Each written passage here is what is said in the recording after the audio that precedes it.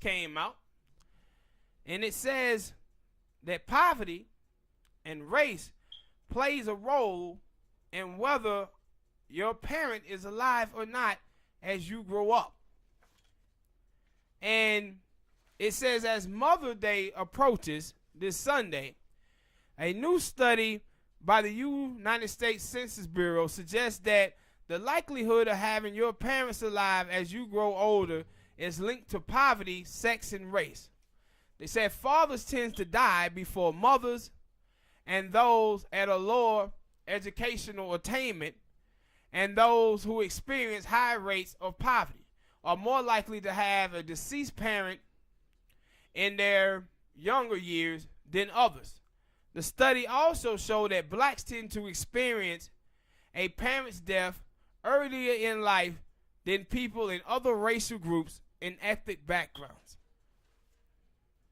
See, this is when we start talking about reparations again.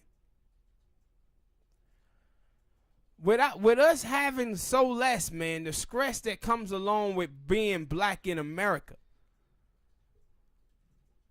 is killing us. When you talk about food deserts, of us not having good vegetables, good fruits within our community, is killing us. This is the same thing about black women who are dying on giving birth.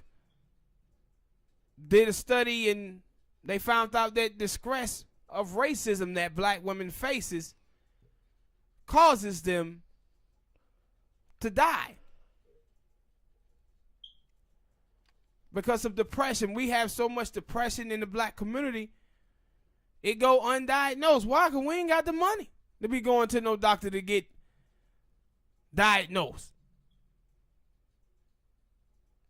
And we keep having these studies over and over again. When people talk about working hard with Steve Harvey, people are working hard in this country and not getting over. So when you work hard in your life and you still don't get over, you know what type of stress that'll cause you in your life?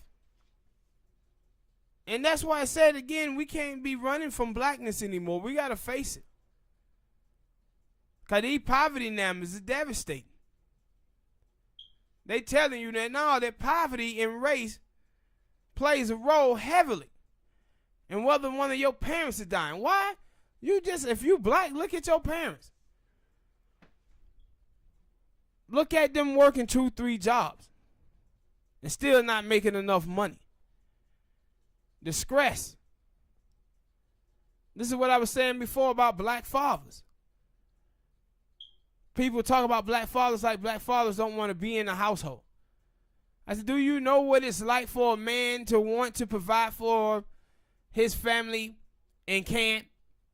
The type of toll and depression that it puts on him? No, people don't care about that, it don't seem like. But this census study here shows you that it plays a huge role. And whether your parents are dying or not. And I said we are politically illiterate and the same with our life here in America. We don't know what it is to be black. We don't know what it is to be black in America the way we supposed to, fully. And that's why I said anybody who's telling you they ain't for reparation, they ain't paying attention to the data. Because they don't have to. Yeah.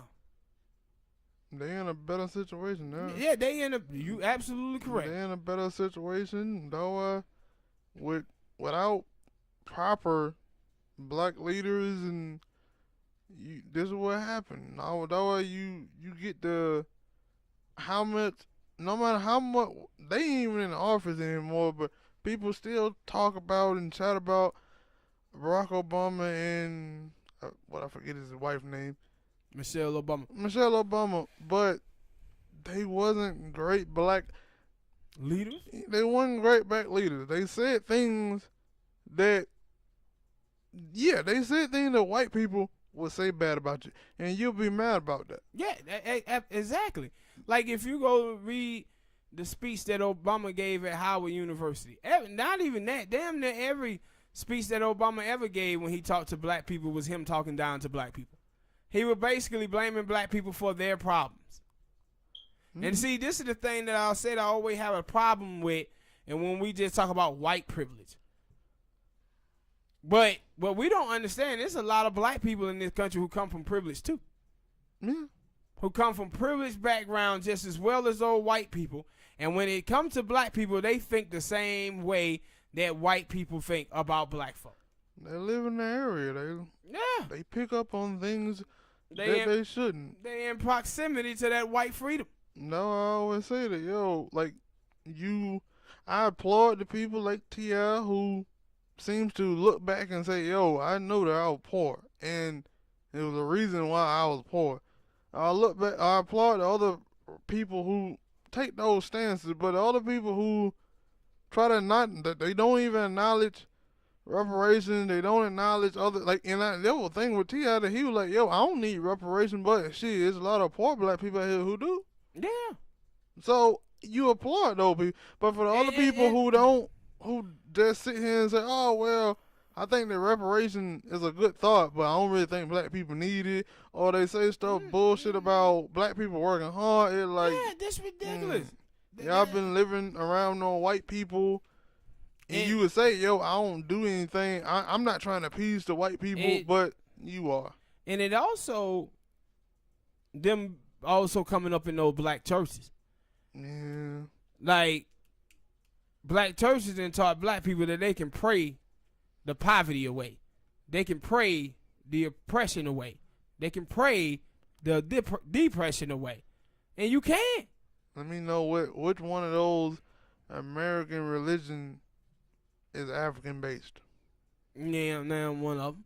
Now one of them. So you taking cues from white people. Yeah, every aspect of our life is. That's why I said it gets to a point where black people have to decide that they no longer want to be white people's children. Because now we walk around with their religion, we walk around with their language, we walk around with everything. This is almost like a kid that was raised in a racist white family. Chances are that kid gonna be racist when he grow up.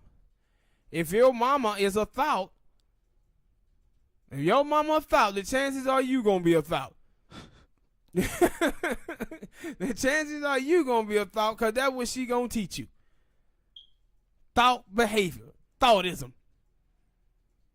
And with our religion, but you always see how religion is like backward, because we have blacks and whites looking up to the same gods, Christianity, but you got white Christian church and black Christian church. If they all was the same and praying to the same God, those churches supposed to be mixed. Mm-hmm. But it tells you that white people are apart from black people. They want to be away from black people. No, I always when we talk about religion and I talk about it, because at least I do. I hear people who, especially when a kid shoots up at school, or a white person shoots up at school or something like that, or white people that do something racist, and they're like, that's the devil work. So you saying those people didn't believe in God? Yeah, a lot of them do. They don't go to church.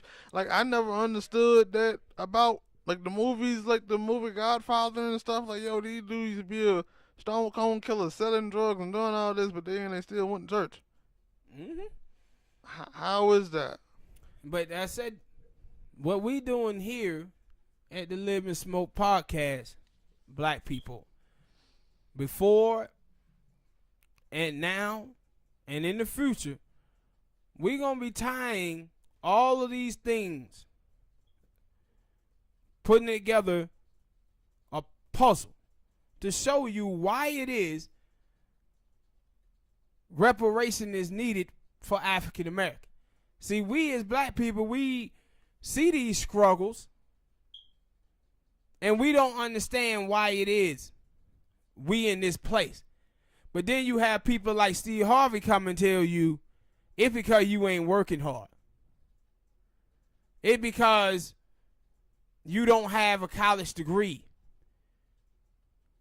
But when you look at those numbers and it tells you that white people without a high school diploma and a college degree has more wealth than black people with a college degree, and that black people with college education is still struggling,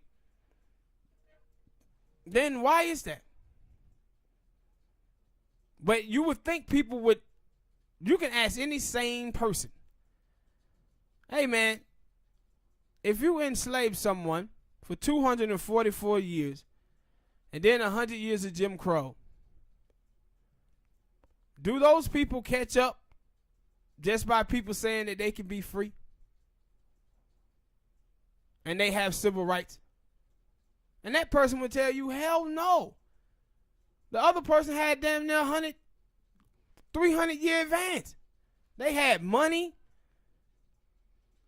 ability to get money, to get housing, pass money down generation after generation to their families, while the other ones didn't. They're going to struggle. Even if they succeed through education, they still going to struggle because the people who enslaved the other, their family members is going to have inheritance and money that's going to be passed down through their lineage, while the others ain't going to have nothing. So what you have with people in this country, that white people are able to graduate college and be freed up. They taking home that whole check. While we are black people, we sitting around here thinking, okay, I make $70,000 a year, man, that's good. Not when you sit down and add up all the bills and stuff that you got to pay, and that $70,000 ain't got you saving any money. Or you don't have any assets,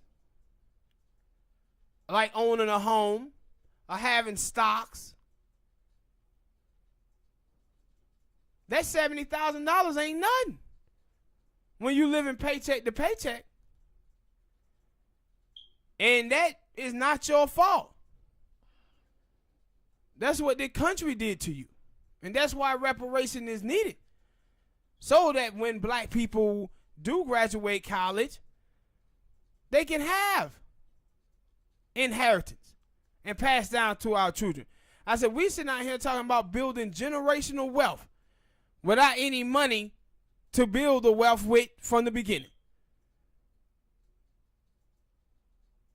I said, we out here looking at white people's moves and acting like it's us. That ain't us. We didn't come from that lineage. Like the homie Coach said.